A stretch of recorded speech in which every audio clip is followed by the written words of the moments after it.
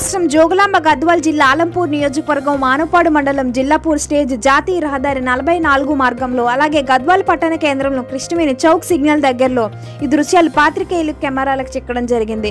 కేంద్ర ప్రభుత్వం చట్టంలోని కొన్ని సంచలనాత్మకమైన మార్పులు జూలై 1వ తేదీ నుండి అధికారపూర్వకంగా అమలు చేయడం జరిగింది అని తెలిసిన విషయమే. అందులో ట్రాఫిక్ నిబంధనలు చాలా కీలకమైన మార్పులు అమలు చేసింది అని, కానీ అవి అన్ని పేపర్లో టీవీ స్క్రీన్లో మాత్రమే పరిమితం అయ్యాయని అతిశోక్తి కావడంతో సందేహం లేదు. ట్రాఫిక్ అధికారులకు మాత్రం వాటిని తుంగలో తొక్కడం అనేది స్పష్టంగా ఈ దృశ్యాలను చూస్తే అర్థమవుతుంది.